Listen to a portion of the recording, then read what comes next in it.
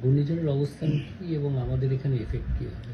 হ্যাঁ, এখন আমাদের প্রবল ঘূর্ণিঝড় সিভিয়ার সাইক্লোনিক স্টর্ম মান্থা পশ্চিম মধ্য বঙ্গোপসাগরে অবস্থান করছে।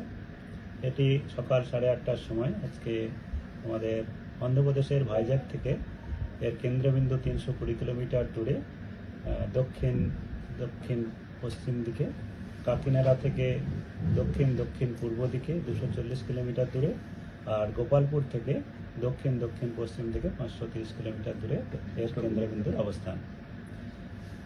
এই প্রবল ঘূর্ণিঝড় মান্থা এখন উত্তর উত্তর পশ্চিম দিকে অগ্রসর হবে এবং আজ সন্ধ্যা বা রাত্রির মধ্যে আমাদের অন্ধ্রপ্রদেশ উপকূল, মছলিপট্টনম এবং নাগাপট্টনমের মাঝামাঝি, আমাদের কাকিনাড়ার কাছাকাছি কোনো এলাকায় কোনো একটা উপকূল অতিক্রম করার সম্ভাবনা রয়েছে।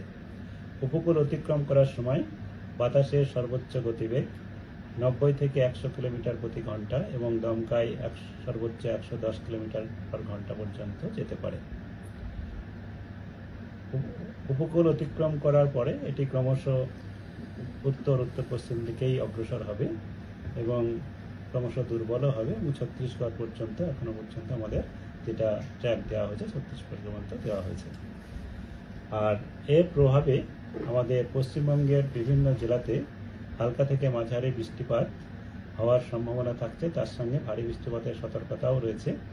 আর অতি ভারী বৃষ্টিপাতের সতর্কতাও রয়েছে উত্তরবঙ্গের জন্য, কারণ ঘূর্ণিঝড়টি উপকূল অতিক্রম করার পরে উত্তর উত্তর পশ্চিম দিকে সরবে এবং এর প্রভাবে এর যে অবশিষ্টাংশ থাকবে তার যে প্রভাব থাকবে এবং তার প্রভাবে বাতাসের গতি প্রকৃতি, বাতাসের নিম্নস্তরে যে পরিবর্তন আসবে তাতে প্রচুর পরিমাণে জলীয় বাষ্প আমাদের উত্তরবঙ্গের দিকে ধাবিত হওয়ার সম্ভাবনা রয়েছে। তার জন্য উত্তরবঙ্গে বৃষ্টিপাতের পরিমাণ দক্ষিণবঙ্গের থেকে বেশি হওয়ার সম্ভাবনা থাকছে।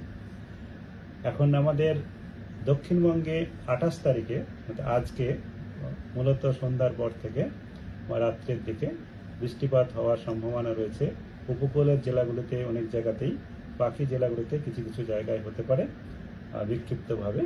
আর ভারী বৃষ্টিপাত পূর্ব মেদিনীপুর এবং দক্ষিণ 24 পরগনা জেলার 1-2 জায়গায় হতে পারে।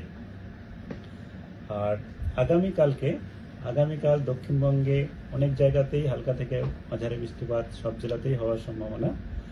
ভারী বৃষ্টিপাতের সতর্কতা রয়েছে আমাদের পূর্ব পশ্চিম মেদিনীপুর, ঝাড়গ্রাম এবং দক্ষিণ 24 পরগনা জেলায়। এই জেলাগুলিতে ভারী বৃষ্টিপাত 1-2 জায়গায় হতে পারে, তবে মূলত বেশি সম্ভাবনা আমাদের হালকা থেকে মাঝারি বৃষ্টিপাত হওয়ারই। আর যেটা হবে বজ্রবিদ্যুৎ সহ, তার জন্য বজ্রপাতেরও সতর্কতা সব জেলাতেই আছে, এটা বিক্ষিপ্তভাবে হতে পারে।